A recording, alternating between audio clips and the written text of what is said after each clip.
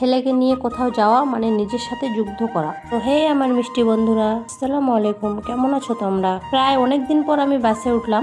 বাসে উঠেই আমরা দরজার সামনের সিটটা পেয়েছিলাম, আর এটা ছিল আমার ছেলের লাইফের প্রথম বাস জার্নি। আমার পাপাটা বাসে উঠেই চারিদিকে খালি চলবল করে দেখছে, এটা কোথায় উঠলাম। মা হওয়া অনেক কষ্টের, কিন্তু এই ছোট ছোট মুহূর্তগুলোই সব কষ্ট ভুলিয়ে দেয়। কিছু দূর যেতে না যেতেই বাসের দুলুনিতে আমার পাপাটা আমার বুকে মাথা দিয়ে ঘুমিয়ে পড়লো। যখন আমি আমার বেবির ঘুমন্ত মুখটা দেখি, তখন আমার মনে হয় আমার সব কষ্ট সার্থক। এই মুখটা দেখলে খুব মায়া লাগে, খুব আদর করতে ইচ্ছা করে।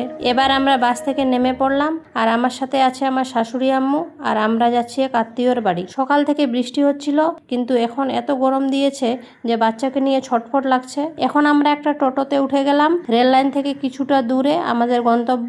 আমার পাপাটা যতক্ষণ ঘুমিয়ে আছে ততক্ষণ ঠিক আছে, উঠে গেলেই এইটা ধরতে চাইবে, ওটা ধরতে চাইবে, ওকে নিয়ে পারাই মুশকিল। সকালের কাজকর্ম সেরে যাব কি যাব না করতে করতে আমাদের আসতে 3টা বেজে গেছিল। টোটো থেকে নামতেই রায়ান ঘুম থেকে উঠে গেছে। ওকে একটা দাদার কাছে দিয়ে আমি খেতে বসে গেলাম। রায়ানের জামাটা নোংরা হয়ে যাওয়ার জন্য ওটা চেঞ্জ করে দিলাম। এখন আমরা একটু ছাদে আসলাম বাইরেটা দেখার জন্য। রায়ান এক জায়গায় বসে থাকতে চায় না, খালি ওকে নিয়ে ঘুরে বেড়াতে হবে, তাহলেই বেশ। আর আমি যদি ওকে নিয়ে বেশিক্ষণ বেড়াই তাহলে আমার হাত, কোমর, পা সব ব্যথা হয়ে যায়। আর এই হচ্ছে সেই বাড়িটা যার জন্য আমাদের আশা। নতুন বাড়ি করেছে তো তাই মিলাদ ছিল।